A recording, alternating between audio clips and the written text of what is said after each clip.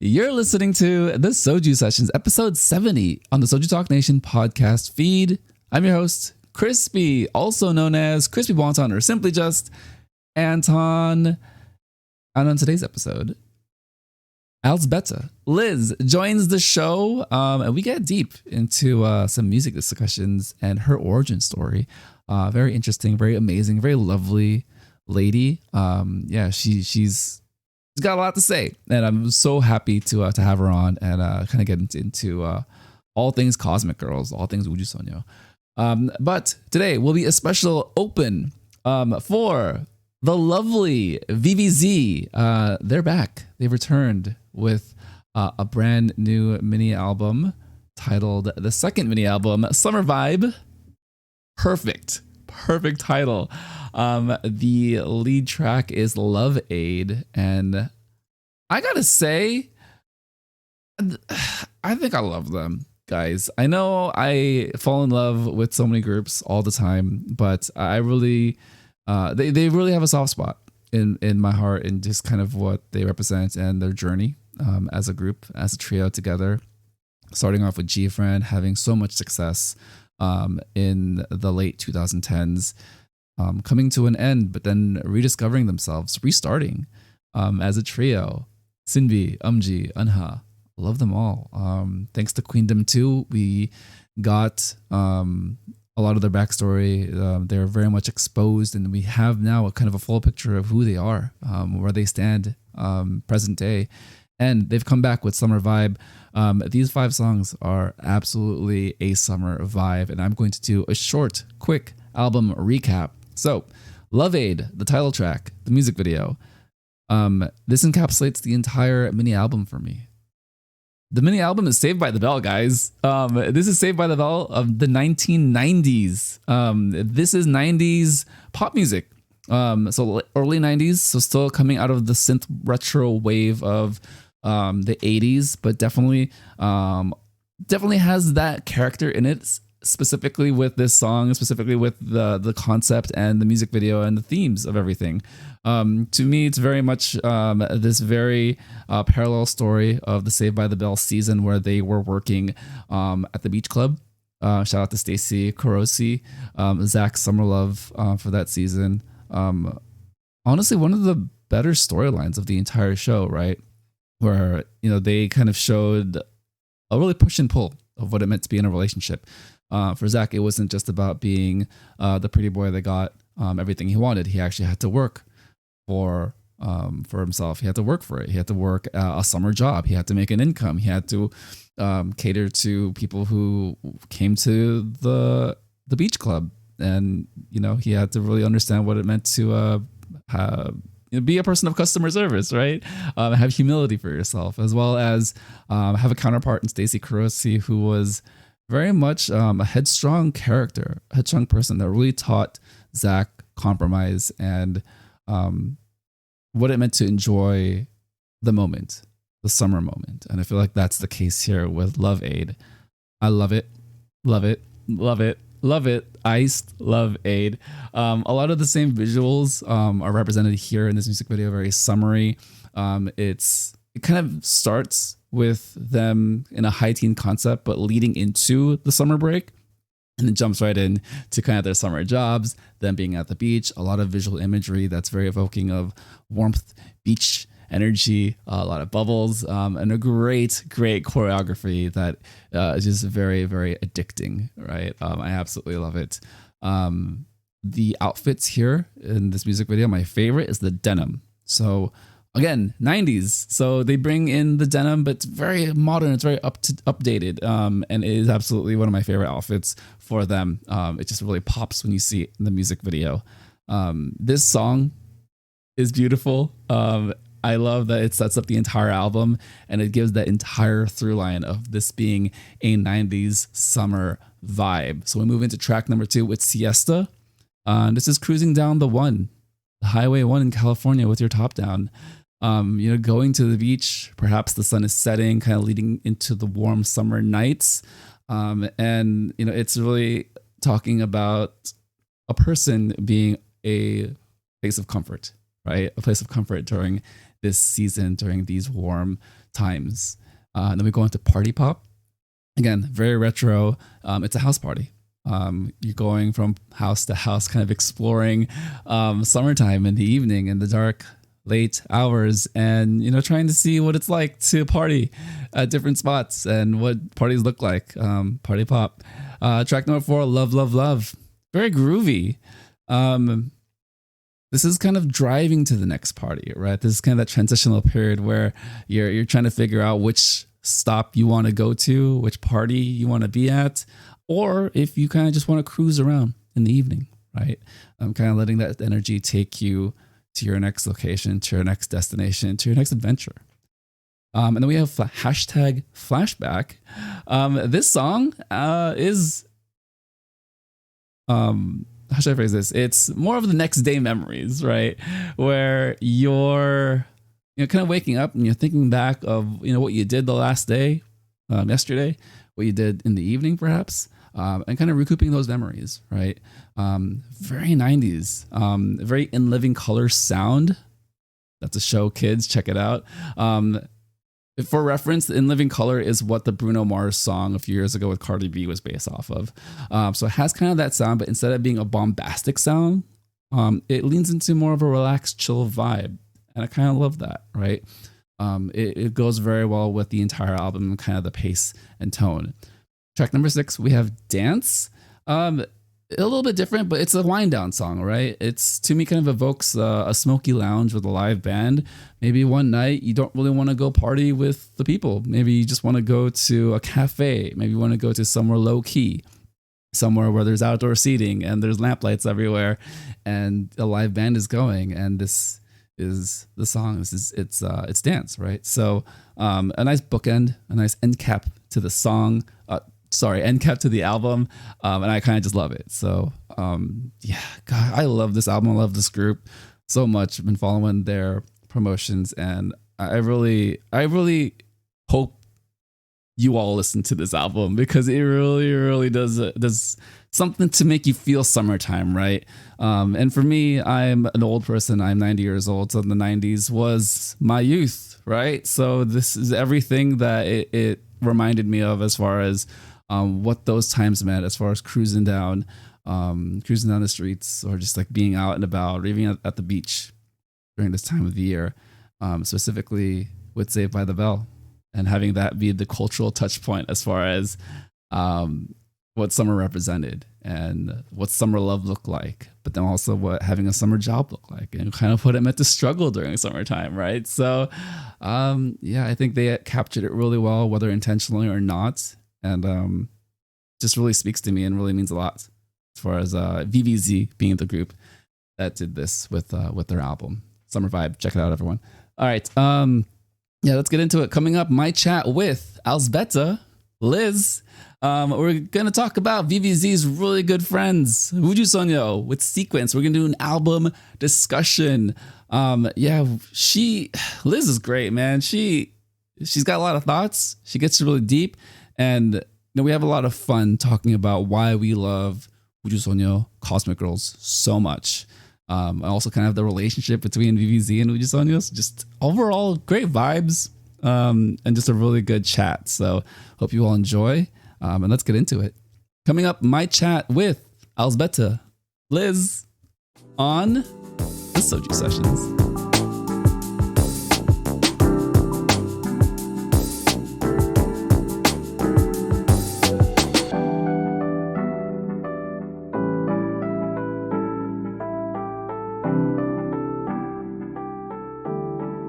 Joining SojuSessions, someone who is extremely active in the Cosmic Girls thread on the server, someone who's kind of an OG.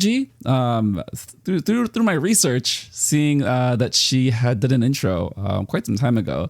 The one and only, amazing and wonderful, Alzbeta, Liz. Welcome to the show, Liz. Hi, thank you so much for having me. I'm excited to be here and talk about one of my favorites. Yeah. So before we get too far ahead, it's just like we're gonna set it up. Cosmic Girls, I'm so in love.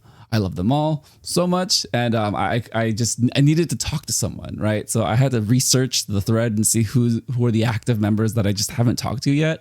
And I saw your username, and I was curious. It's like, oh, she's pretty active, but I'm not so sure if I've ever talked to this person. Turns out I haven't, and I think we've got a lot to catch up on. So thank you so much for joining, and being here for Cosmic Girls. I'm always happy to be involved in the SojuTalk Discord and be involved with Cosmic Girls.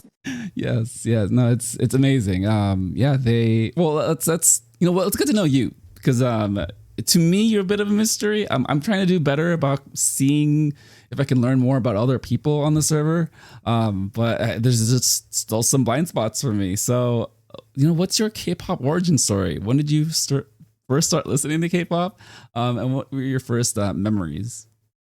So I've started out with K-dramas, and like I listened to a few OSTs, a little bit of like one or two Red Velvet, twice like Blackpink, BTS songs. But then in February 2020, I got on my Spotify recommended playlist the album All About Love from Monsta X, and I just fell in love with that album. I listened to it like straight through until June, and then I was like, you know what? I've been listening to this album a lot. I need to actually go and find out what group this is. And little did I know, because my knowledge of K-pop was like basically like the bigger named groups, some of the older groups, and the people who've done OSTs for dramas I like. I looked and I'm like, oh, wait, this is a K-pop group? I had no idea, just because, it didn't really sound like typical K-pop, and it didn't really, like, their English was really, really good, and like most of the English songs I'd heard from K-pop hadn't sounded like, you'd hear them in a Target. So I started listening to their discography, and I was like, okay, I really like this group. And from there, that was like my first big, like, sucked me into K-pop. And then I was like, okay, let me look up their company. If I like their stuff, and they probably use the same producers on other groups. And that's when I found Cosmic Girls, and I was just like, okay, this music is great. And so I'd kind of casually listen to their music until I was watching a variety show for Monsta X. I forget what it was, but they just kept talking about over and over again from Chakome and just doing the dance. And I was like, oh, that dance is fun. That looks like fun. Because I had just been listening to their older stuff. I really wasn't aware of what they were releasing yet. And so I watched the music video, and I was like, I just fall in love with them. And from there, that just sucked me into their rabbit hole too. So Cosmic Girls is very much wrapped into your K-pop origin story altogether, which is amazing, first of all, because this is my first time hearing this from you. I did get a sense that you were just a huge Cosmic Girls fan. It's just I didn't realize how much it was so fundamental to your K-pop story. No, that's incredible. As you were going through the rabbit hole of K-pop and finding different music and new artists and just finding the details, what surprised you most about kind of the degree and depth that K-pop had as a medium, as a genre, compared to Western music or compared to music that you listened to in the past? I think the biggest thing that surprised me is, like, I knew people got really into, like, Taylor Swift and One Direction and things like that, but like how every group had a core group like that just wanted to talk about their music, talk about what shows they'd been on, and just the amount of content every artist puts out. That was so surprising to me, because as I was going through, I was just like, I knew that they were like not like a household name like some of the other groups out there. So when I saw just the amount of content Cosmic Girls had, I was so excited, because in Western music, maybe you get like a handful of interviews a year, and maybe they go on like a late night show and you get some things where they play games. But in K-pop, you just get so much variety content, so much in the terms of performances and interviews. And that's just, I think, really something special for the fans. Yeah, there's a shared experience to the frequency of content that we receive in K-pop, right? Whether it's our favorite groups or whether it's tertiary groups, even smaller groups, I would say have a lot more accessibility to just being visible in media than in the West, right? I think for us Westerners, it's all about scarcity. And then it's all about making those grand entrances only in big celebrity moments, right? So the late night talk shows, they're great. They're fun moments. They're very much part of, Western, this idea of like Western media. But at the same time, it's very infrequent, and it's very rare when it does happen. It's a very big thing, right? So in Korea and K-pop, it just feels like it's always it's omnipresent. It's just there. It's just kind of an expectation of your celebrities through in Korea. Yeah, that was kind of hard to say. I apologize. Well, no, let's jump into the Cosmic Girls then. So tell me a little bit more about kind of the early days of your first Cosmic Girls listens. What were the albums and what drew you in as far as the musical sound in comparison to Monsta X and kind of drawing that connection between those two groups? Yeah, so for Cosmic Girls, I think the first song I listened to, I think it was actually Catch Me. And I know that one's not as popular with the fans, but I was like, this is so cute. This is so fun. I didn't know that was like I guess they did like 2 tracks for their debut, so that was like the B-side promotion. And I was like, this is fun. And the other song I listened to, which again was, at least I know it's not popular with Monsta X fans, and I don't know how popular it is with Cosmic Girls fans, was Do Better. And I was like, oh, those songs are fun. Like the voice, like they have such good singing voices and everything, and it was really catchy. And then I started to listen to Secrets and Dreams Come True, and those two have still I guess it's been almost 2 years I've been listening to them. Those two are still like my go-to songs that I could listen to like on repeat every day. And after that, I kind of went through more of their B-sides and things, and I think my first full group comeback was Unnatural. Yeah, it would have been Unnatural, and I just loved that album like front to back. That was just I just really liked the music, and I was also surprised at how involved some of the members were on that in producing the songs. And I know for girl groups there aren't as many that, compared to boy groups, that get in on producing, because I knew Monsta X was very hands-on in producing their music, so it was exciting when I saw that Cosmic Girls had members that had credits on songs as well. That was exciting for me when I got to see some of the B-sides on Unnatural, and even on some of their older albums, like the album name's escaping me now, but the one that Butterfly was on, that was the first Cosmic Girl album I bought, and that was like that one, listening to it and then going through the credits and the lyrics was just exciting for me, because that's another one that was just solid B-sides through and through. And I think I don't know if it's just Starship groups.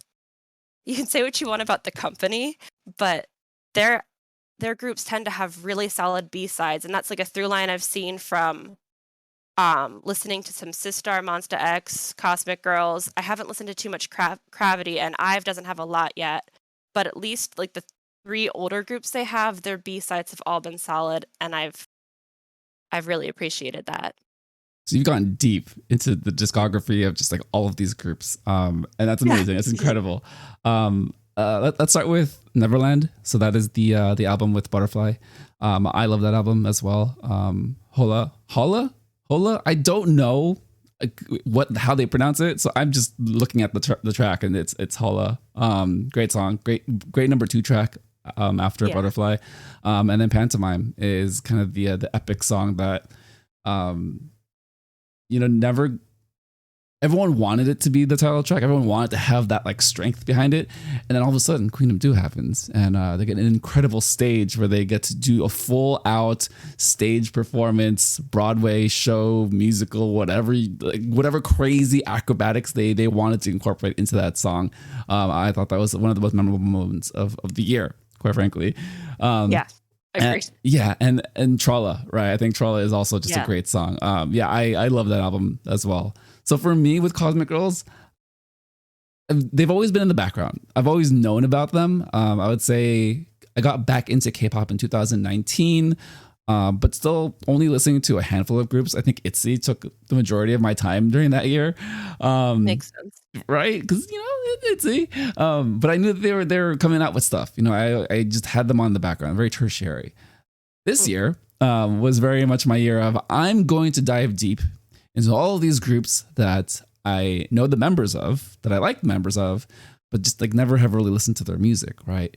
It started off with GFriend, huge fan of their past music, all thanks to VIVIZ kind of starting that off. And then that connection to Cosmic Girls, and it threw me into all of their music this year. So I very much feel similarly to you, kind of diving in and exploring all the different music.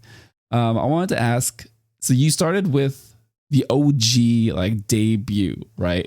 Yeah. It was from the album Would You Like? Space Cowgirl is the title track. I listened to that this year. I'm like, wow, this definitely sounds like it was mid 2010s. But then their sound evolved, right? So they went into kind of a deeper house kind of vibe to their music. How do you feel about the evolution from their original debut to kind of where they were kind of in the late 2010s, and then how they've kind of evolved into this mature representation of music today? I probably don't line up with all Cosmic Girl fans on this, but I really like where they are now. The first song that got me hooked was Catch Me, which is, a lot of people don't like that song, but like from seeing where they started with Catch Me and I think Mo Mo Mo. Yes. To now here with Last Sequence, I've really enjoyed their growth because I feel like compared to their earlier stuff, you really get to see all of the members' colors in their newer stuff. I do really like their like original cosmic sound. It's very special, very unique, but I like that they've been able to evolve and mature, and it's still, if you hear the song, you're not going to be like, who is this? It's the Cosmic Girls, because they kept that, I don't know, that essence. They might have watered it down a little bit, but I think it was in the end the right direction for them, because if you just see how their album sales have grown and everything, it's clear that it's resonating with people. And I feel like the members also have a little bit more say in what they're doing now, just based on how many more B-sides that they're working on, if you like look at their credits and everything. So I've been really happy with how they've come along, but then I've only started listening to them in 2020, so I wasn't, here from the start. I just listened to everything kind of cumulatively over the past 2 years.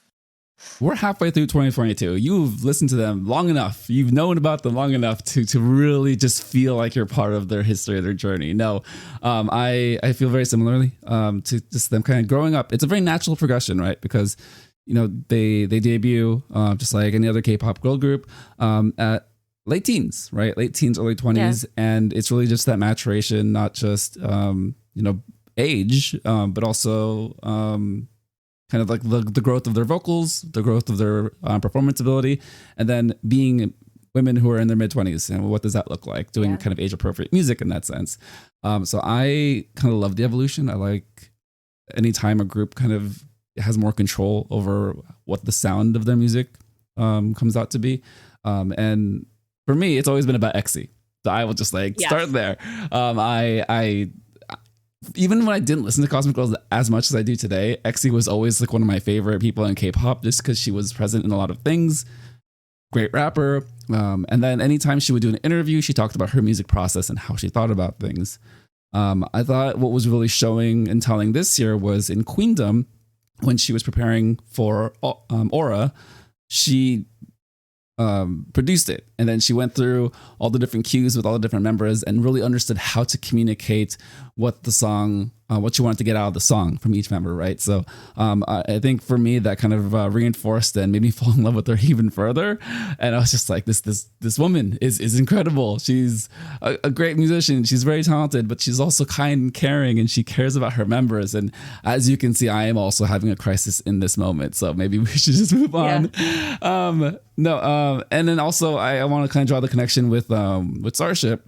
You know, they've had some things happen to their company, right? Yeah. But I will say, Juhani is a nice also representation on the other side for Monsta X, because he's so involved. And their album this year, Shape of Love, I really liked it. I kind of loved it, and I was just really happy to see that they're still kind of around, and it's still very much the same process for Monsta X, as well as it is for Cosmic Girls, right? It does feel like they're very involved in the music. Yeah, and I hope that Cosmic Girls kind of gets the same trajectory Monsta X does when it comes to their albums, because I've just noticed that, like, as the members get more involved on the B-sides, they finally let Juhan produce their title track starting last year. So I'm hoping, maybe it's a long shot, maybe Starship won't do it, because we all see how they are with how they manage the Cosmic Girls,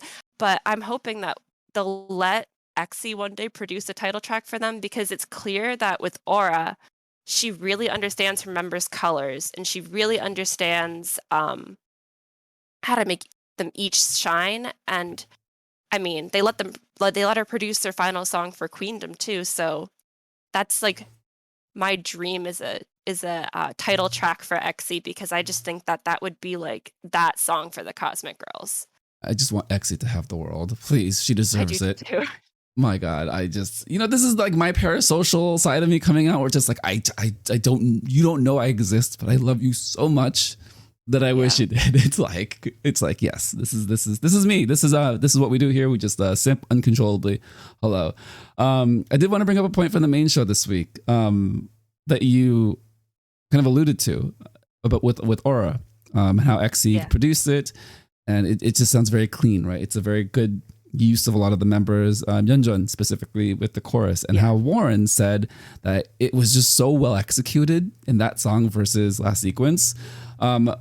Kind of what do you think about, and this is a bigger question, about the way that the crew kind of looks at K-pop and kind of the perspective that they bring into it.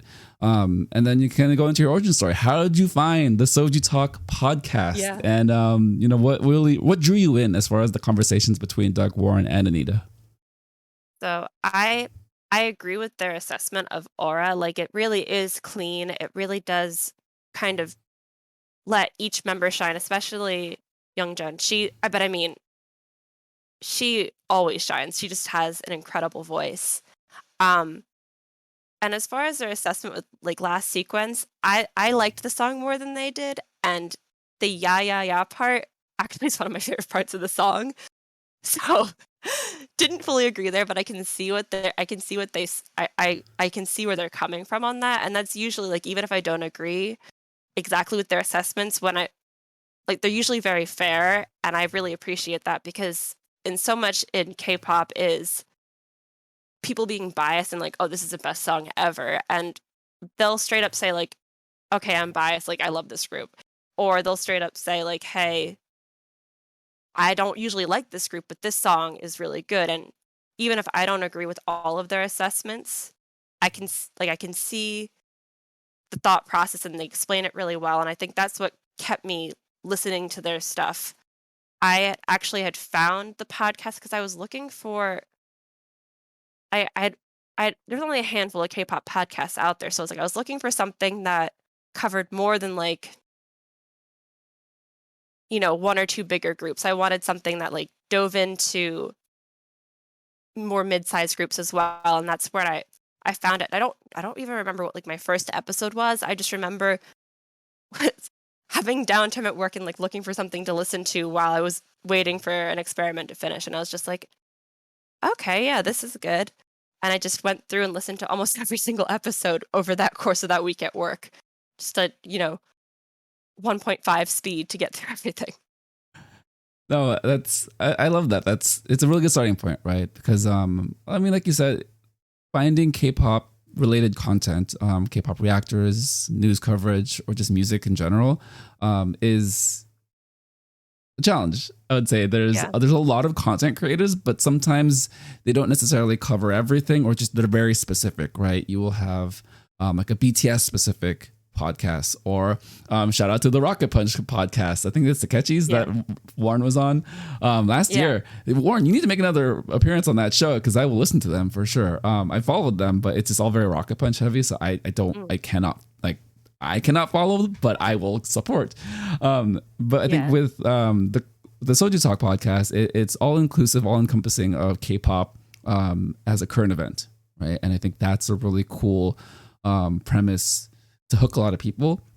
And then it just so happens that they have great chemistry. I think their friendship very much like comes through on screen and in my ears, in my headphones. So I really love the fact that they really bring people in as a community. How have you felt as being part of the SojuTalk community on Discord? And how's that grown your K-pop fandom?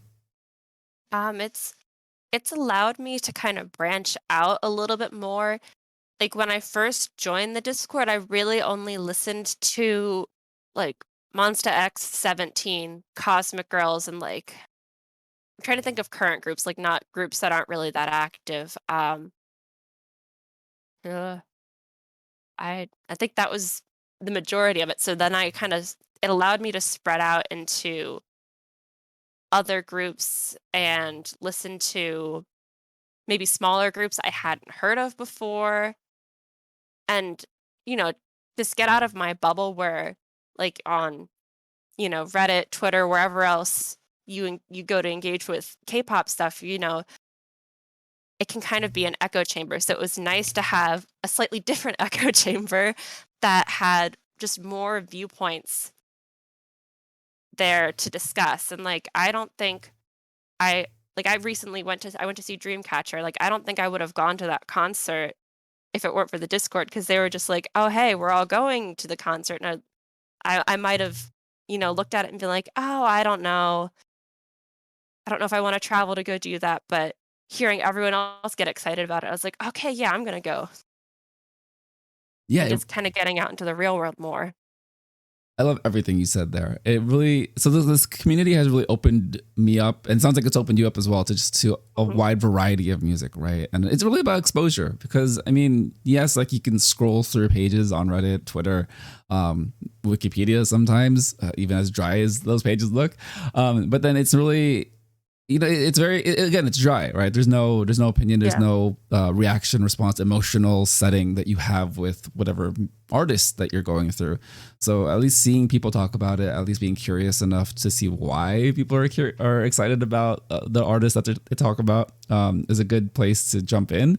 And I would say that was probably the large reason for me to get into Cosmic Girls more this year, especially more this year.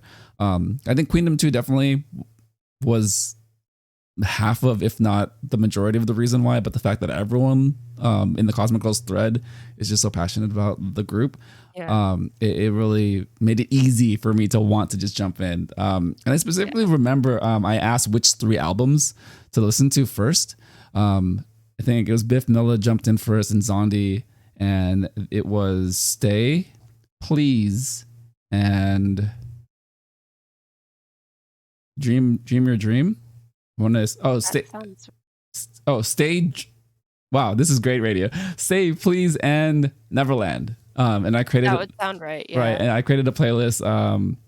What was it? Please Stay in Neverland with Cosmic Girls. Yes, I am that person. But it really just goes to the strength of the community, right? That it's really easy and accessible to reach people. Get a quick 2 cents of where I should begin, and then it's up to me to decide how deeply I want to fall into the rabbit hole. And I am pretty deep in the Cosmic Girls rabbit hole. Yeah, I'm in that rabbit hole too. Like I was deep in their music and like loosely followed their content before Queendom. Like outside, Chakame I always followed pretty closely. since that was like my intro point or my major intro point for them. But Queendom 2 just pulled me into like everything with the group. Like they just, seeing them once a once a week, and all the side content that came with it was just great exposure. I mean, not just for Cosmic Girls, but for VVZ and Brave Girls, Kepler, everyone on that show. It was great. I mean, I wish they had a little bit more fun moments instead of so much Mnet drama, but it was still nice to see all that interaction. And that, going back to what we talked about earlier, that's just something you don't get with Western music. Like that kind of performance mix-ups and or I guess mix-ups isn't the right word, but collaboration and reality content with what's the word I'm looking for? Like you see stuff like at award shows, but you don't have like a show like Queendom 2 out there for Western media, and I think that was special for all of those groups. Yeah, it definitely shows that there's overlap, there's interaction, right? That everyone in the industry essentially knows each other, not just because like they're famous and celebrities and musicians, but they've all gone through a very similar experience, right? Being trainees, either at the same company or have met along the way, being at that same company, different companies, changing companies, and realizing that they are just people trying to learn and survive the industry. And if they make friends along the way, this is kind of their formative years for a lot of them. Yeah. I mean, they start as young as 10 years old, 11 years old in a lot of cases. So it stands to reason that they've all grown up with each other to some degree, or have had close friends of friends who have then introduced each other and now have become amazing friends. I mean, Sinbi and Enso is like the perfect like encapsulation of all of this, right? Knowing each other since they were like 7, like children essentially. And then go ahead. I was just gonna say, then there's I can't remember the name of the member of the Brave Girls, but there's a member of Brave Girls that's good friends with Yorem and had trained together at a previous company. And I mean, they didn't show too much of their interactions in the actual show itself, but behind the scenes, you hear them are like they talked about it like on Universe Chat, or I think Brave Girls is on Bubble. They mentioned that they had been good friends. I think they only brought it up in the show as like a point of drama when Yorem gets really emotional at the Brave Girls potentially getting eliminated. But that's such like a nice, well, not her getting emotional over that, but it's nice to see those friendships because you don't always get to see that crossover every day. Yeah. There's only so much you get exposed to, or that they cut to, that they edit around with the content that's produced on the internet, right?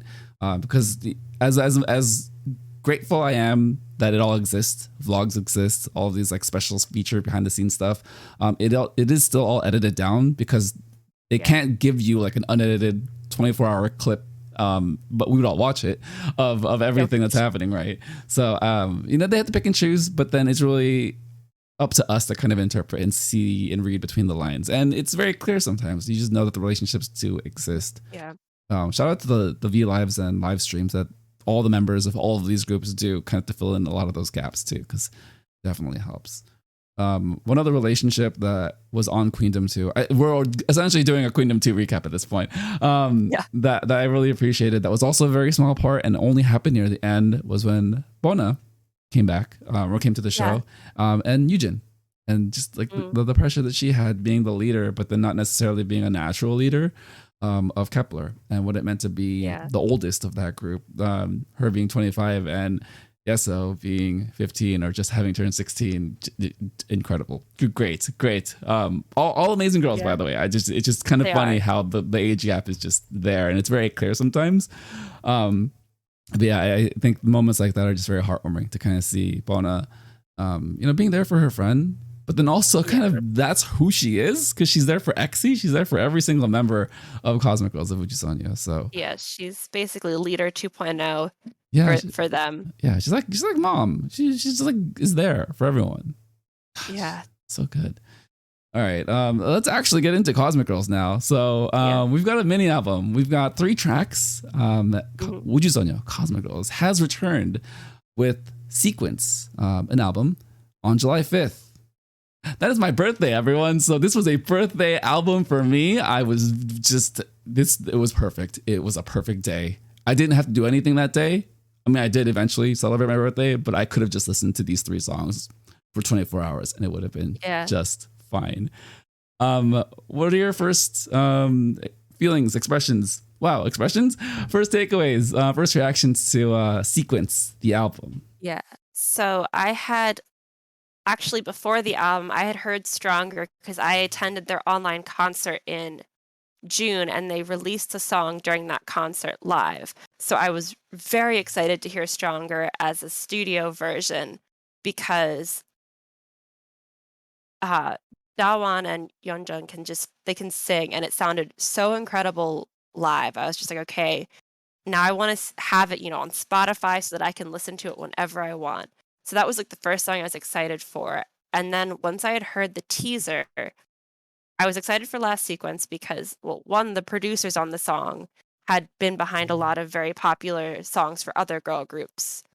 And then when I heard Dawn, I was like, okay, this is probably going to be my favorite song because it just, like we had said before with Exy, it just seemed like it highlighted the members' strengths. And so when I finally sat down to listen to the album, watch the music video, my first impression for Last Sequence was, this is a good song, and it still sounds like Cosmic Girls, but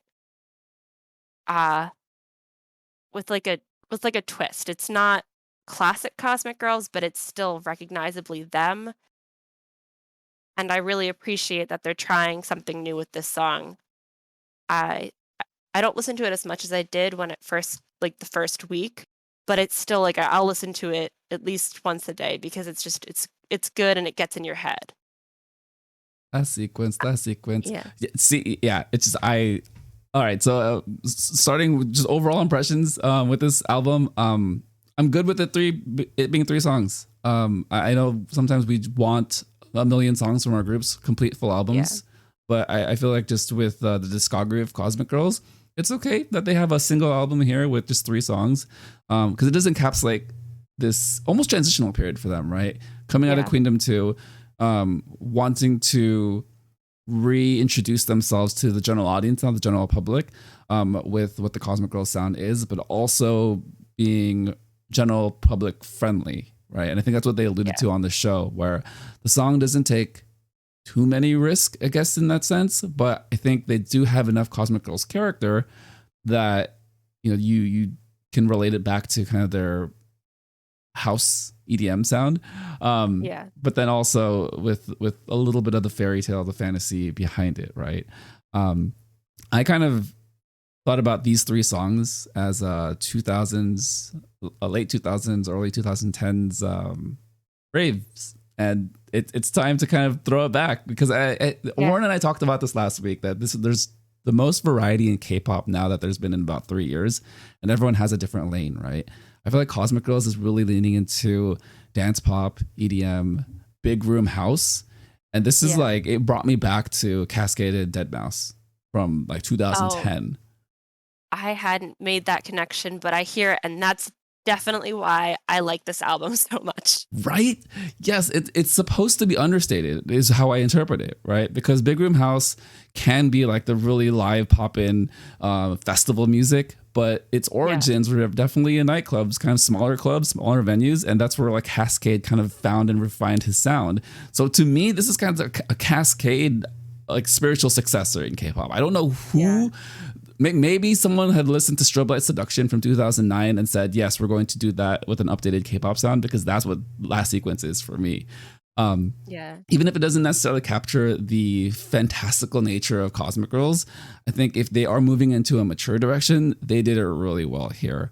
I do want to call out the crew. How do I phrase this? I also agree. I think that's how I want to phrase this. With Youngjun and Yeoreum, their part was magnificent. My God, like when I first heard it, I was like, this is everything. It captures me. And then watching it kind of play out on screen in the music video, the music video is very simple. It's underwater, but there's no real story to it. It's a lot of glamour shots, but them just being framed in that scene was just like very, very beautiful, and how the music played out there. So big shout out to the crew for giving that like a moment of spotlight on the main show, because I think if you do have reservations about the song, that probably is a strength of the song, if not like one of the highest points of this season of music, in my opinion, for me, because again, I love Cosmic Girls. I completely agree. Right. I completely agree. Like when I first saw that part in the music video, it was kind of like that meme from Queendom 2 with Simbi, Yarama! Like that's what it was like. I mean, obviously Youngjun as well, because her vocals there are just incredible. But it's like, see it in the music video and those two back to back, like they said on the main show, you wouldn't think that those two like would necessarily work in that moment, because vocally they are in different calibers. I mean, they're both incredibly talented, but they're just different vocalists. Like it's not like Dawan and Youngjun where like they go together. So it was just, whoever thought of that, they need her face. Let's see. So we have lyrics by Lee Sedun and Exy, music by Ludwig, Linden, Ronnie Icon, Paulina, and Cirilla. Arrangement by Ludwig Lindell. I'm just gonna say Exy was part of that. So shout out to you, Exy. You're great. It's so good. With regards to the song and actually, we talked about the song itself. Let's talk about the music video and kind of the glamour shots of it all. What did you think about it being underwater and the color tones that they used throughout the entire music video? I thought it was very pretty, and the way they used the camera work was excellent. Like there are just a lot of shots in there that you look at them and you don't realize until you actually watch it, and then go back.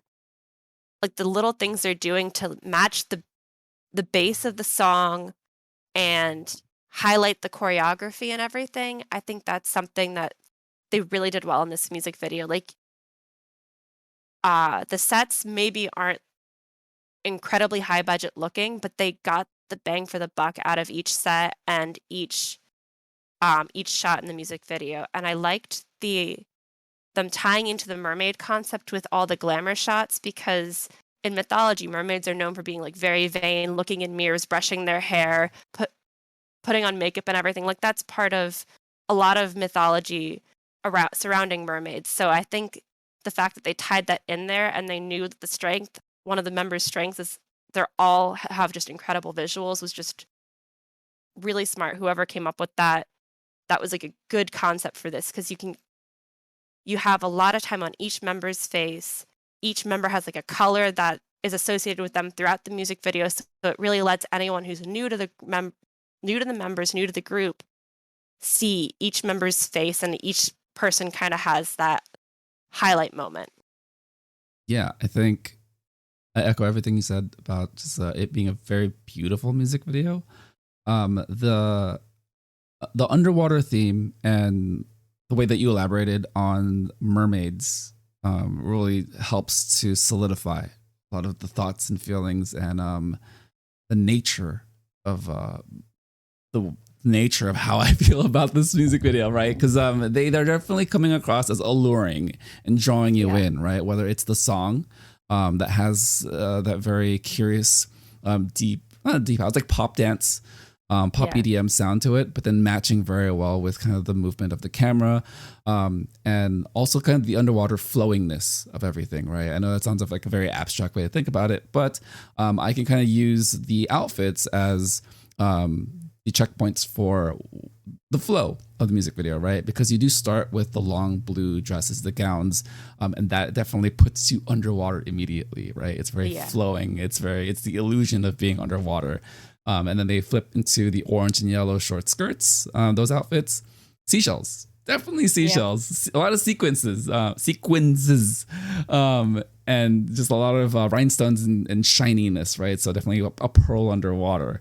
And then they kind of end with the evening gowns, the magenta, the red, And then the white power outfits that are more of a runway fashion type of thing. But I think again, it's just there's no story to this music video, so I think it's okay that kind of the sets are a little bit detached because again, it's all about Yeah. glamour shots and spotlighting each member, like you said, giving the audience a really clear vision image of who each one of the members are. And there's 10 members, so to be honest, I feel like they did a really nice job.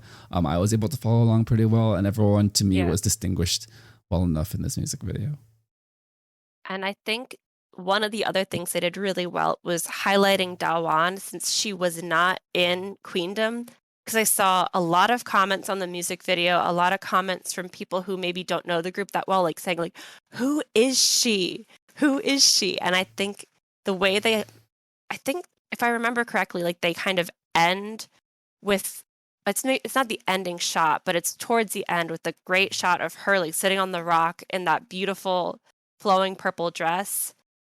Like they just give her that moment there, and it's very memorable. I mean, at least for me, a very memorable moment in the music video, and I think that was smart there as well, since they could have very easily just kind of let her on the back burner, considering she was on hiatus for Queendom, so she didn't get the same recognition as the other members did.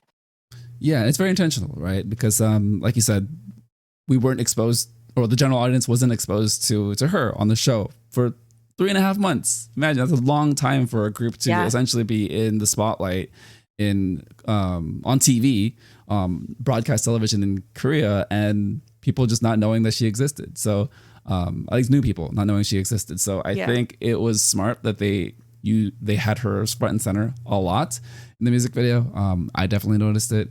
And it does help kind of reset and kind of reestablish the fact that that there are 10 members, right? So I think they did a marvelous job of putting her front and center there.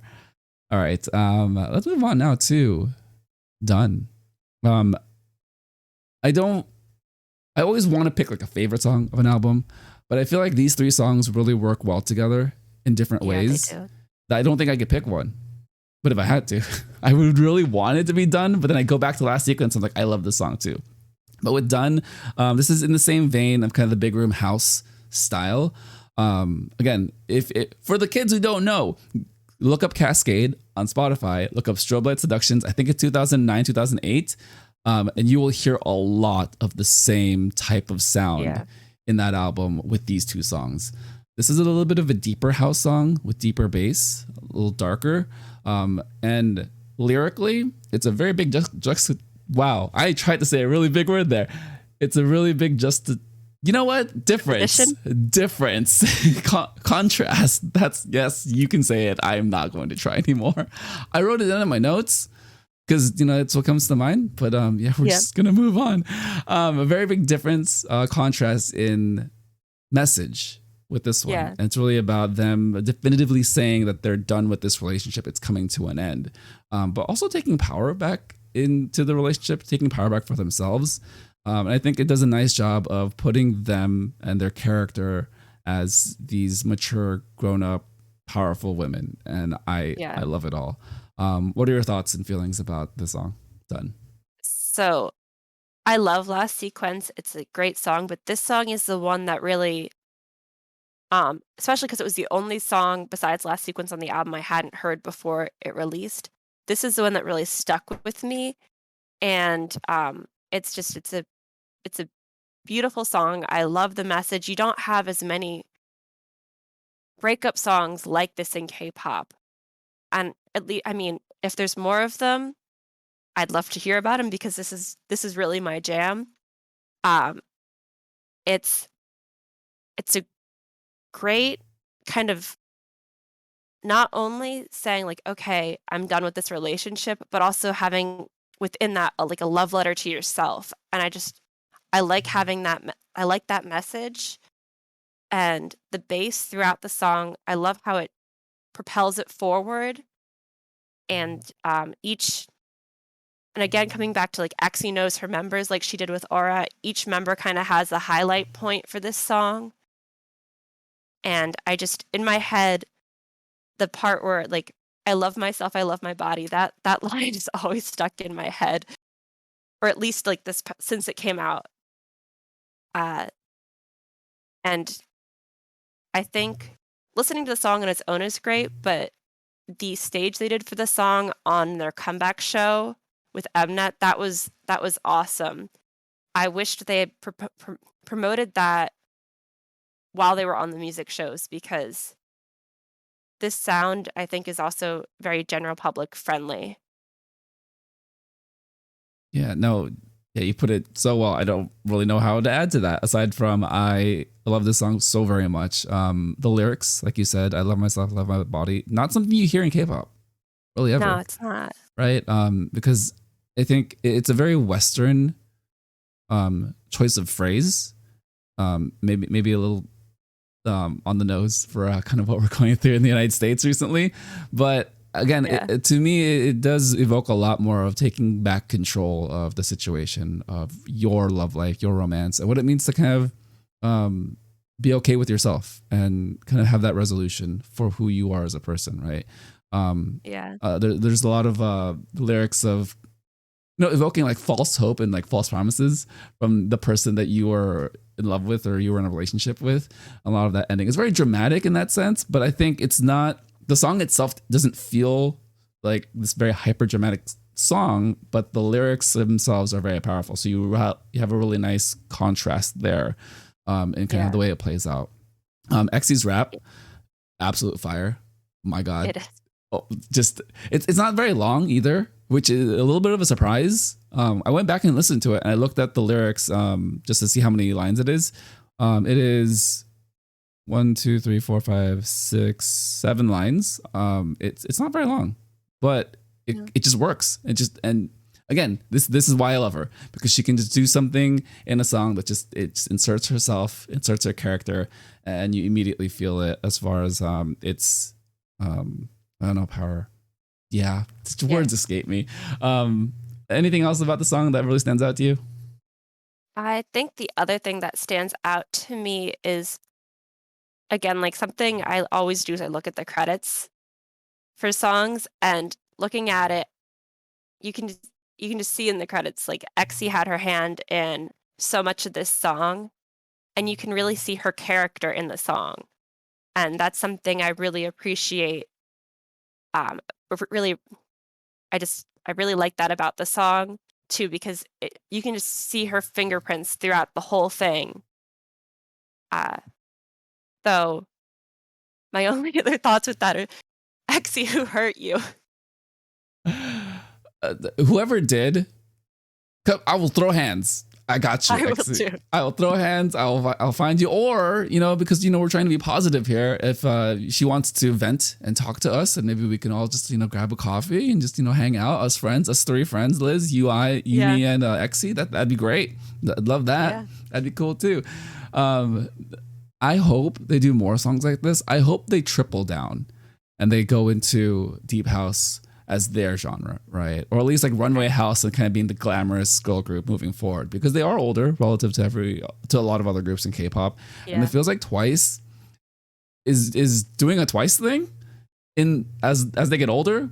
I don't know what the next comeback's going to be for Twice. All I know is last year's songs with The Feels and Scientist are throwback Twice songs in their at this point in their career. So I would imagine they just do that again. To great success, by the way. So I think that there's a gap here for a bit of an older group to jump into the mature, alluring Runway House sound and concept. So just I would love that. And I think it's a great progression from like their more, I don't know if that's the right word, but like almost city pop-esque cosmic-y sound. I think this is like a nice progression for the 2020s. Like it still has that throwback feel to the 2010s, but you can tie in their older sound into this nicely if they want to, but it's definitely more mature. And the color with this type of sound really goes well with all of the members' voices, and especially XC's rap. I feel like it fits in much more naturally than it did with some of their older stuff. Gosh. Now I'm going back into all their music and just hearing her rap. Maybe I'll just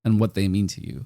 And I feel like with this song, like you said, Dawan not being part of the Queendom 2 show, but then also for very specific reasons, right? About the entertainment business just being really difficult for everyone, right? And the fact that a song like this, she did a song like this with her buddy Yeonjun, that they were able to balance each other out.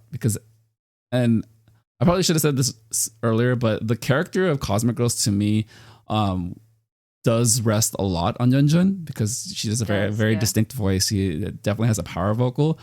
There are times where the power vocal of any group takes over a little too much, right? And I would say it does happen with her in some Cosmic Girl songs.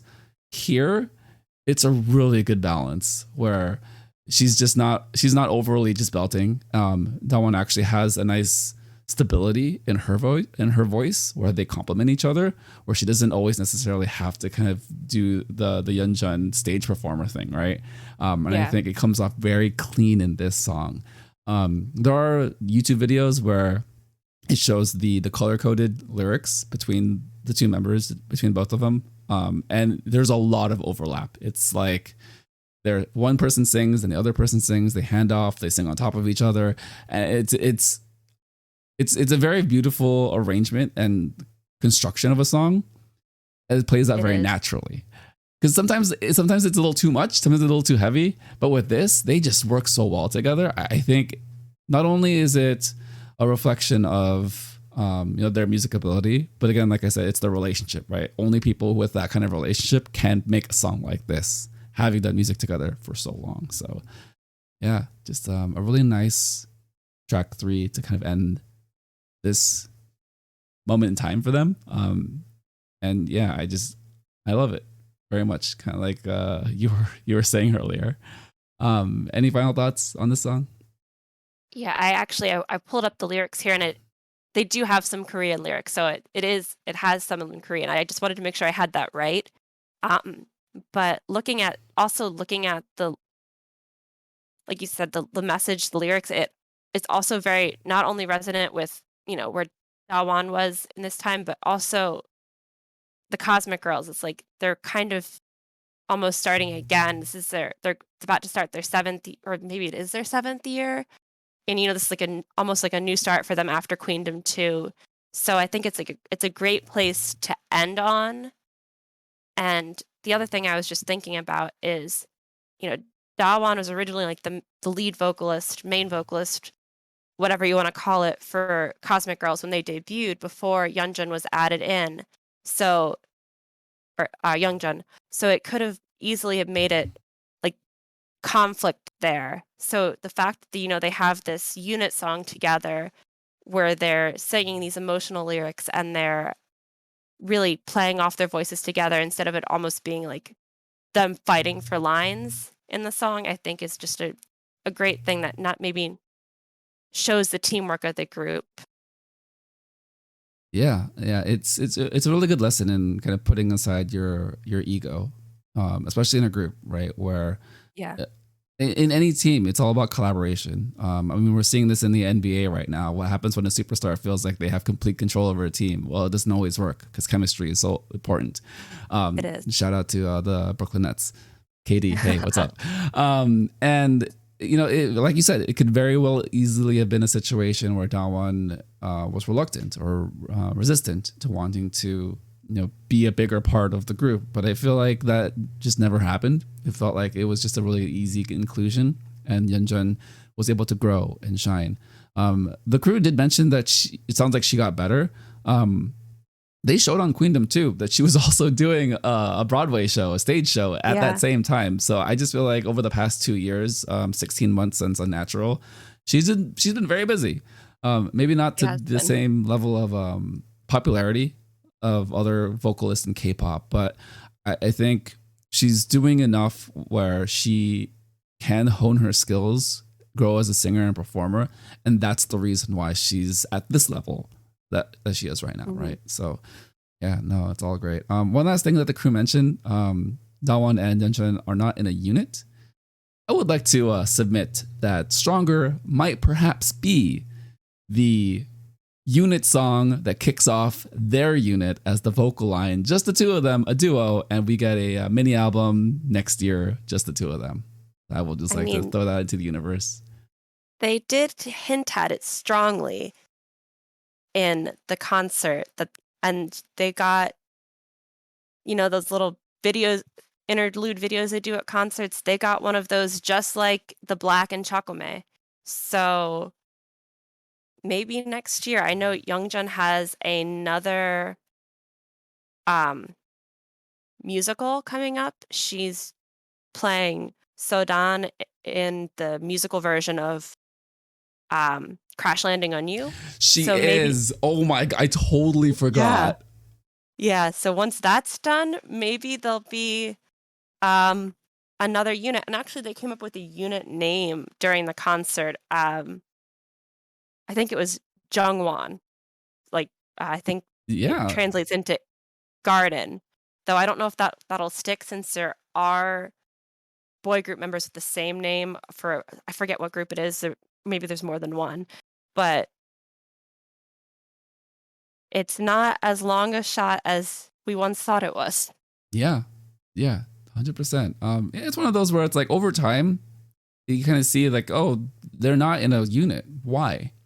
And now it's like, oh, things are coming together, right? They're coalescing. It's like, oh, this is maybe the reason why. Maybe they weren't ready, and now that they have an idea, maybe they were just making music over the past 2.5 years, figuring it out what it would sound like for a vocal duo to come out of WJSN. So, all very exciting stuff. And yes, the Crash Landing on You news. I saw that. I should know this. I love that show.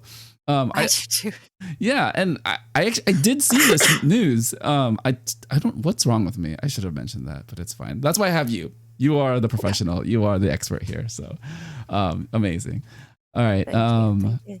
Yeah, WJSN, Cosmic Girls, love them so much. I'm really excited for them moving forward. I think if we do get a break, it would make sense, and I think I'm okay with that. I think that I feel it. Right. Yeah. I just feel like that they have a lot of momentum, and that they also probably need the time to make music, because if you really think about it, they haven't stopped since March or February, right before probably realistically January or so, because they rehearsals and everything. And then Bono was filming her drama. Youngjun was in Lizzie. They actually probably even before then, because Chakame had a comeback in January. So they really haven't stopped. Yeah, 2022 is all about WJSN, like very quietly, right? Like, oh man. Yeah. So we'll see. I mean, I'd love another album, but if they need to rest and actually sit down and make the music, I'm fine as long as we know we're getting more WJSN, and it's not just the end, since their contract is up in February 2023. Yeah.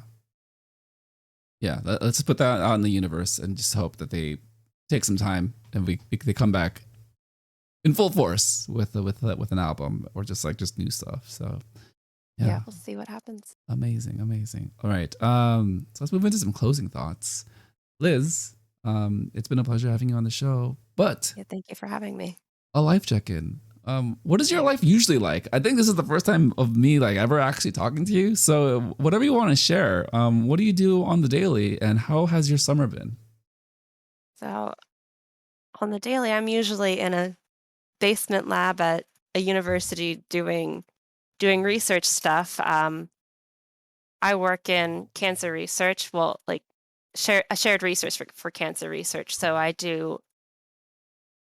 have my hands in a lot of different projects for the university I work at. So that's my day to day.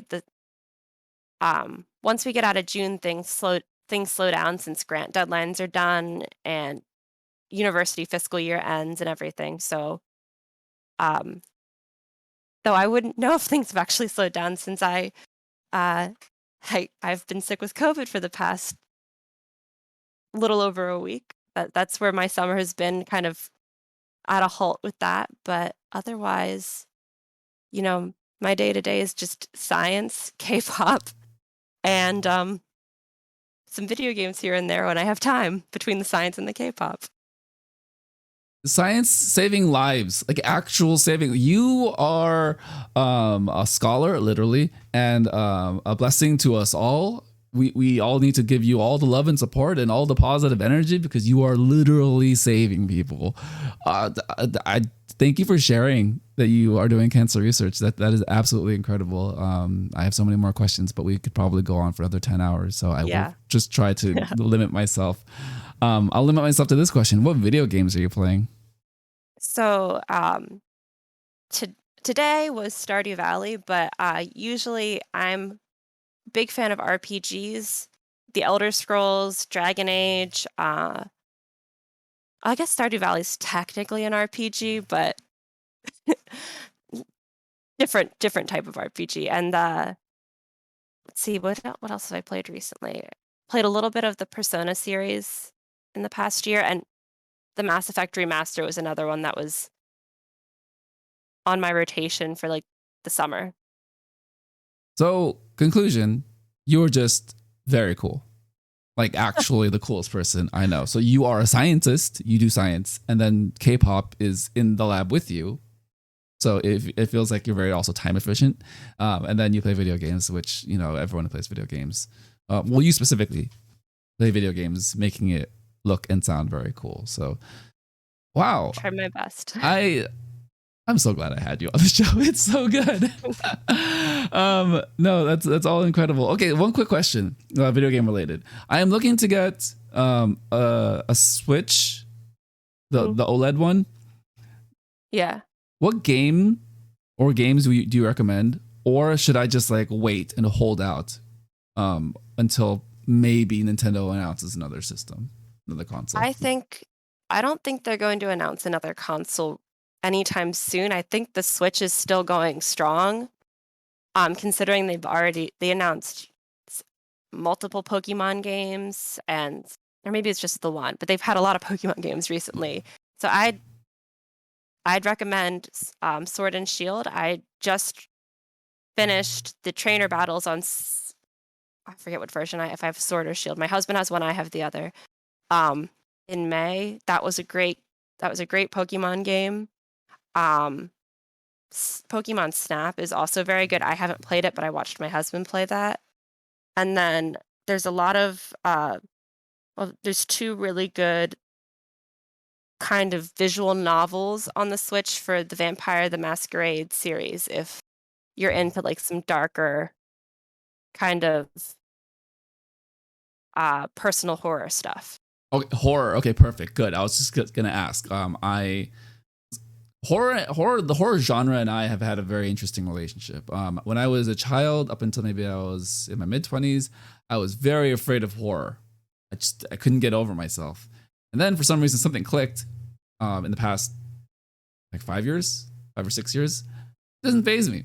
I welcome it. I want the adrenaline rush. I don't know, maybe it's because I'm like 90 now that I need something to make me feel alive by watching things that are closer to death.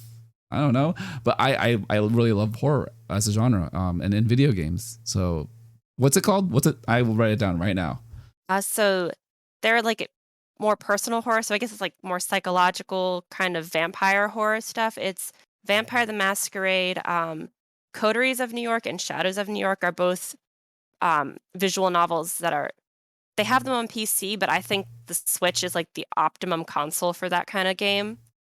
Those are great, especially if you're familiar with the Vampire the Masquerade tabletop RPG or the original computer game, Vampire the Masquerade Bloodlines, that came out in like 2006. Wow, that's an OG title. I don't even know that. Yeah.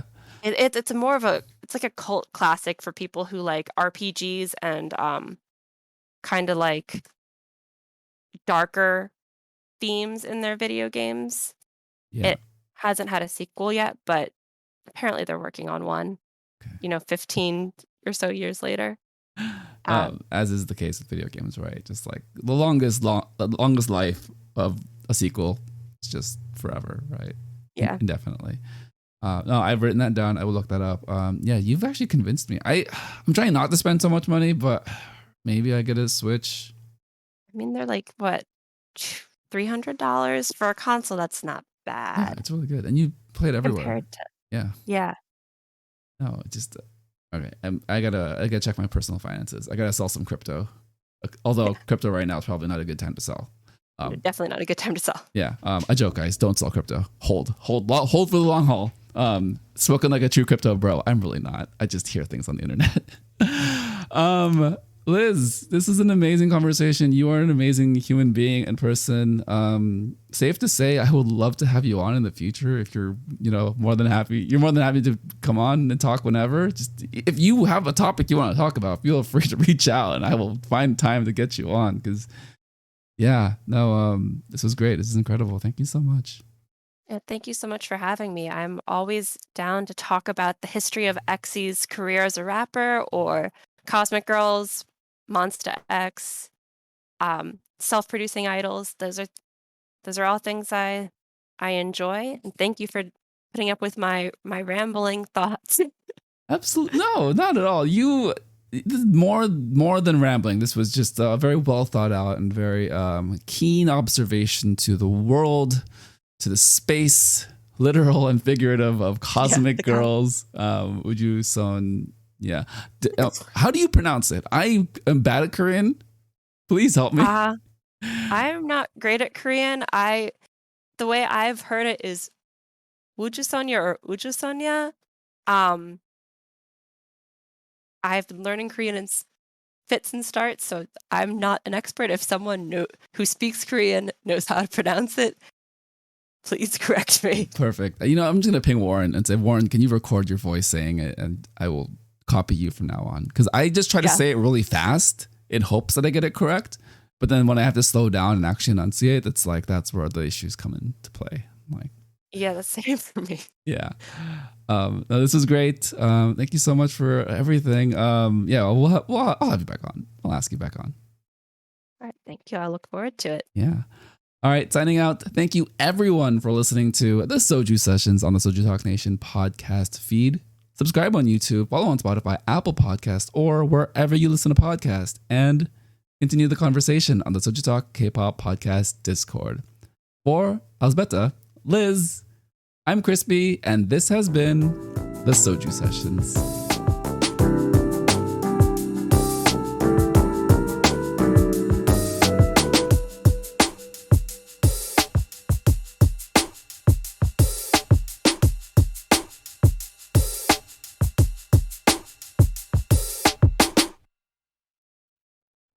I love it, love it, love it, love it. Ice love aid.